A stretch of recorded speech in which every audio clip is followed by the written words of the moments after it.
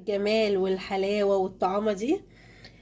بصوا احنا هنعمل مع بعض احلى مربى برتقال بالجزر. جميلة وطعمها خطير، وبتقدروا تتحكموا في كمية السكر براحتكم، وسهلة وما بتاخدش منكم اي وقت. يلا بينا نعرف الطريقة ونبدأ مع بعض الوصفة. يا صباح الخير عليكم. دلوقتي بقى احنا هنعمل حاجة، احنا هنسلق البرتقال. هنسلقه ليه هنعرف دلوقتي. تسلقيه وعلى ضمانتي. هنعمل مربى برتقال. بصوا البرتقال غسلاه، يعني حطيته الاول في الميه شويه وغسلته بالليفه عشان انضفه كويس بليفه المواعين يعني. وبرده هنا الجزر غسلاه وهبدا اقشره. هركن البرتقال كده معانا دلوقتي. انا حاطه ميه على النار لحد ما تغلي وهنزل فيها البرتقال. لا مش هتغلي، سوري، يعني هسخنها، يعني الميه تسخن كده وانزلها البرتقال ايه ياخد الغلوه معاها. هبدا كده باين اهو. هبدا اقشر الجزر بتاعي. انا جايبه كيلو جزر وكيلو برتقال. انا جايبه برتقال بسرعه يا جماعه، مش برتقال بلدي. انا عايزه البرتقال يبقى فيه لحم مش ميه. البرتقال البلدي بيبقى فيه ميه كتير، اللي بسره بيبقى ملحم اكتر. فانا جايبه بسره وعليه كيلو جزر. هقشر بقى كيلو الجزر بتاعي كله وهبدا ابشره.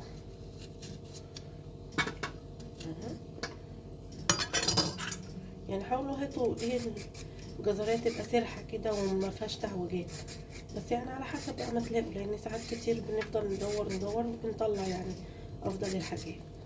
هخلص تقشير الجزر وارجع لكم. كده بقى المية هي بتغلي. انا كنت المفروض انزله قبل كده، بس انا ايه كنت بقشر الجزر. هنزل بقى بالبرتقال. شايفين هو هياخد غلوتين بس، يعني في حدود 5 دقايق وهطلعه. الطريقة دي او الحركة دي بتعمل ايه؟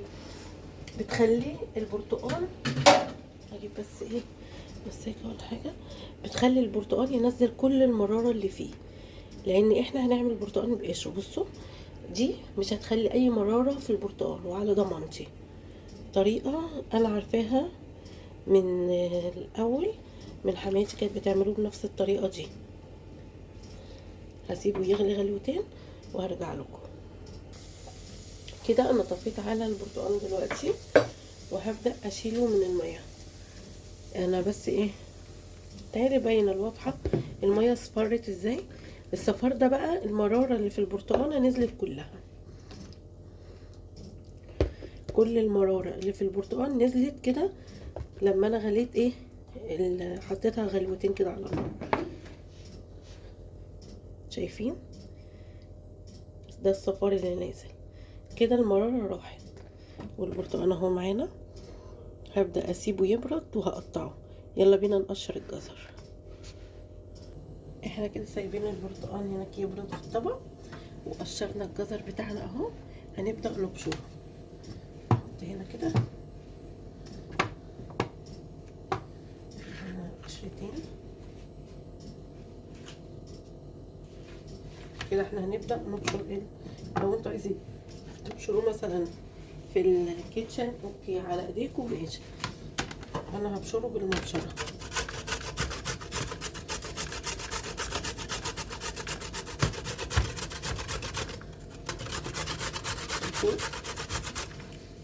مش باينه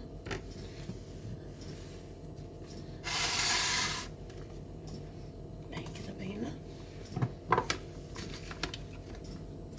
بقى بصور لواحد عشان روبن نايم مش موجود معايا.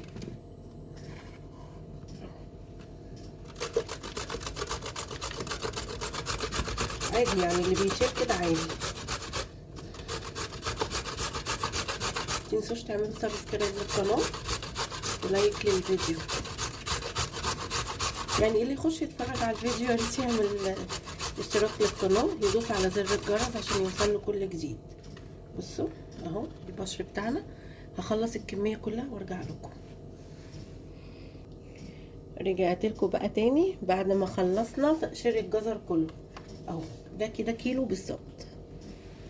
هناخد بقى الحله اللي كنا بنسلق فيها البرتقال، يعني غسلناها، وهننزل فيها بالجزر عشان بس ايه ما نوسخش حاجات كتير. شايفين انا غاسله ايدي طبعا. هنزل الجزر اللي في الطبق. جزر مسكر جدا يا جماعه، حلو قوي الايام دي، مسكر يعني، هو على طول طبعا بيبقى مسكر بس جميل يعني، ومفيد جدا يعني. مربى البرتقال دي مفيده جدا للولاد، ولما تجربوها في البيت هتعملوها على طول. اهو كده نشيل دول كده. هنبدا بقى نجيب السكر بتاعنا اللي حطيته فيه اهو. انا جايبه كيلو سكر، ماشي. ال2 كيلو بياخدوا كيلو سكر. لو عملت 2 كيلو جزر و2 كيلو برتقال هياخدوا 2 كيلو سكر، لكن كيلو جزر والكيلو برتقال يعني 2 كيلو هياخدوا كيلو سكر، ماشي. هنزل كده بشويه وهقلبهم. انا هقلبه واسيبهم بقى شويه كده، الجزر ينزل ايه كل ميته اهو.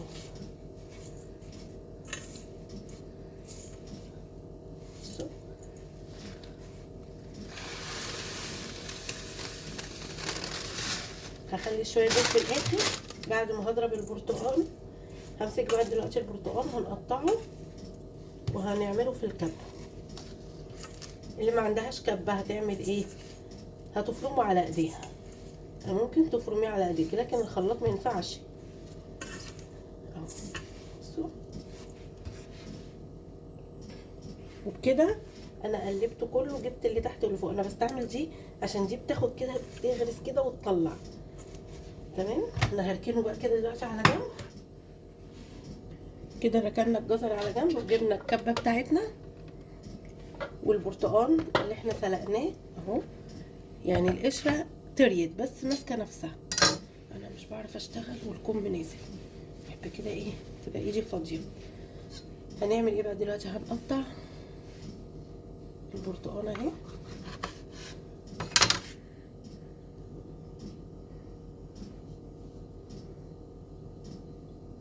شايفين؟ انا بس بحاول اظبط بس الكاميرا. بصوا انا عاملاه برتقال بسره بقى كده اهو تاني، ماشي. هشيل بس ايه الحته اللي فوق دي والحته اللي تحت، وهقطعه كده واحط في الكبه. برضو هشيل هنا واشيل الحته اللي تحت واشيل الحته اللي بيضه دي. ما تقلقوش خالص، البرتقال مش هيمرر، احنا بنعمله بقشره بيبقى خطير، بيبقى مغذي جدا للولاد. يا سلام بقى على طبق السحور كده في رمضان. الايام خلاص بقى بتجري، وكل سنه وانتم طيبين، كلها ايام واحنا الصيام خلاص يوم الاثنين. كل سنه واحنا طيبين برضه. في السحور بقى نحطه كده طبق مربى صغير جنب طبق قشطه. قشطه اللبن دي اللي بتخزنوها، او قشطه تجيبوها من عند اللبان، فظيعه يا جماعه. حطوا طبقه مربى على طبقه قشطه، حاجه يعني خطيره كده. هخلص الكميه كلها وارجع لكم.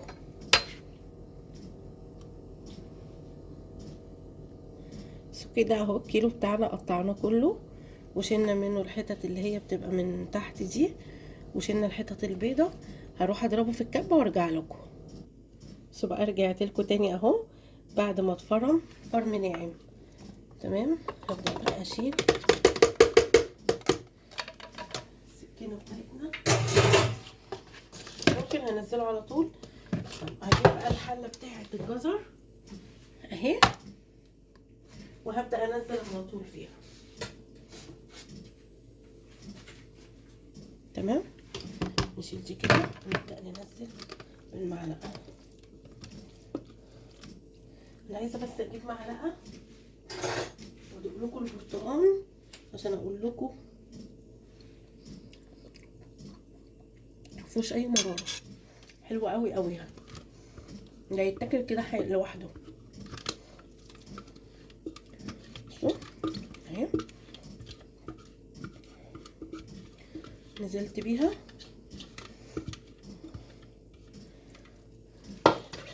هجيب بقى شويه السكر اللي انا مخليهم على في الاخر دول، يعني في حدود الربع كيلو ده، وهنزل بيها.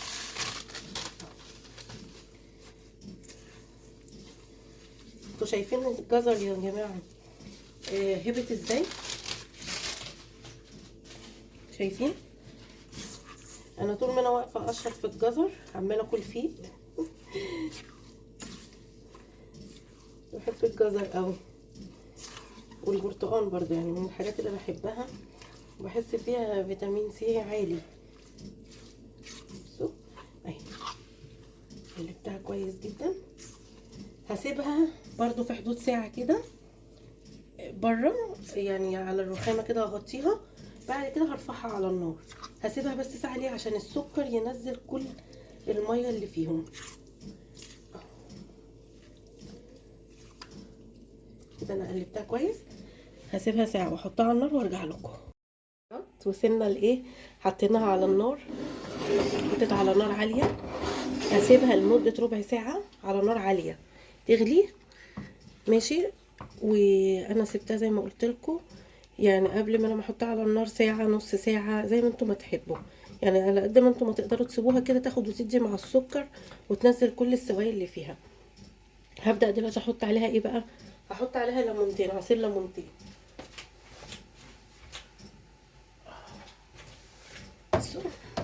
هنعصر عليها ليمونتين، وهنحط سنه ملح. انتوا عارفين الملح مهم جدا عشان بيظبط الطعم، ودي حاجات مسكره. احنا بنحط سنه ملح على الحلويات وعلى المربى عشان تظبط الطعم بتاعها. ولو انتوا بقى عاملين كميه اكبر من دي، يعني في ناس تحب ان هي تعمل كميه اكبر من كده وتخليها مثلا لمده سنه، تحطوا معلقه ملح ليمون. بس انا يعني مش حابه ان انا احط ملح ليمون، لان الكميه دي مش كبيره، وكمان هدي منها لناس صحابي وكده، فمش هتقعد يعني كتير، هتقعد حاجه بسيطه. يعني بحب ان انا اعمل كميه كده واخلصها وارجع تاني اعمل ايه تاني. يا ريت يا جماعه بجد بجد تجربوها، وصفه خطيره وحلوه. لو انتوا جربتوها مش هتسيبوها وهتعملوها على طول في البيت. بصوا دي معلقه الملح الصغيره، هي معلقه صغيره مش كبيره، بس هي باينه ان هي كبيره لكن هي صغنطوطه.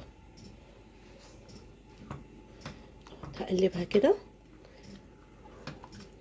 سيبها تغلي كده مع نفسها. بعد كده هنقلها على العين الصغيره، بس مش دلوقتي. يا ريت تجربوها وتقولوا لي في التعليقات مين جربها وايه رايه فيها. بحب قوي ان انتوا تكتبوا لي تعليق، بيفرحني ويبسطني منكم. بحس ان انا يعني موجوده وفي ناس شايفاني. ما تنسوش تعملوا اشتراك وتعملوا شير لاصحابكم، وتبعتوا لهم لينك القناه عشان يشتركوا معانا لو الوصفات بتاعتي عجبتكم ومفيده. هسيبها بقى كده على النار تغلي وهرجع لكم تاني. بصوا بقى انا بوريكم المراحل بتاعتها. بصوا شايفينها بتغلي ازاي كده. بقى انا هبدا انقلها على العين الصغيره واوطي عليها النار خالص. المربى عايزه نار هاديه عشان خاطر ايه؟ تاخد وتدي كده مع نفسها وما تتلسعش مننا، خلاص، عشان فيها كميه سكر طبعا. فانا هوطي عليها خالص النار، هنقلها على النار العين بتاعه الرز، وهوطي عليها خالص واسيبها. يعني هي هتقعد، هظبط لكم التايمر واقول لكم هتقعد قد ايه، بس انا بوريكم دلوقتي الشكل بتاعها عشان تبقوا انتوا عارفين بعد كده هتبقى شكلها ايه. طبعا نزلت السكر بتاعها، بس انا هنضف دلوقتي اهو. ووطيت كده النار عليها وهبدا اغطيها بقى، وكل ربع ساعه هفتح عليها واقلبها. يعني هي هتقعد في حدود ساعتين. اوكي، بصوا دي بقى كده هي شكلها بعد ما انا ما طفيت عليها. خدت معايا ساعتين بالظبط. شايفين القوام بتاعها؟ عاملين ايه؟ روبن بيصبح عليك وصحي بقى. انا كنت مبتديه من بدري ونايم. ده كده الشكل بتاعها، فيها نسبه صوص بسيطه، بس دي هتروح يعني لما تبرد مش هتبان. انا هسيبها تبرد وهضربها بالهاند بلندر. اللي عايز يضربها بالهاند بلندر اوكي، حاجه بسيطه. اللي عايز يخليها على كده ماشي. انا هديها ضربه بسيطه بالهاند بلندر عشان تنعم بس معايا سنه، يعني الطعم بتاعها مش هيروح، بس ايه، تنعم سنه. هسيبها تبرد وارجع لكم. بردت خالص، هو ده شكلها. وانا اديتها ضربه بالهاند بلندر عشان تنعم معايا. بصوا اللون بتاعها الاصفر الجميل ازاي. شكلها يا جماعة أصلا بصوا حلوة حلاوة المولد. وطعمها خطير، اللي مش هيجربها هيندم. هي طبعا ايه، مسكت في بعض، دي مربى طبعا وفيها كميه سكر، فمسكت في بعض. واحنا بقى ايه، بنعملها ببطرمانات اهو، وهنقفلها. أصلا شكلها عامل زي المربى اللي هو زي بتاع اللي بره. يعني انا ايه، صحيح انا نسيت اقول لكم حاجه. انا بعد ما حطيتها على النار حسيتها مسكره قوي. يعني انا بحاول ان انا اقلل السكر عشان نخس طبعا، فحسيتها مسكره قوي. فعملت ايه، قمت جبت 3 برتقانات تاني، رحت حطيتهم سلقتهم برضو، وضربتهم في الكبه وحطيتهم عليها. فالطعم بتاعها بقى ايه، اللي هو مش مسكر اوفر يعني، مسكر حلو.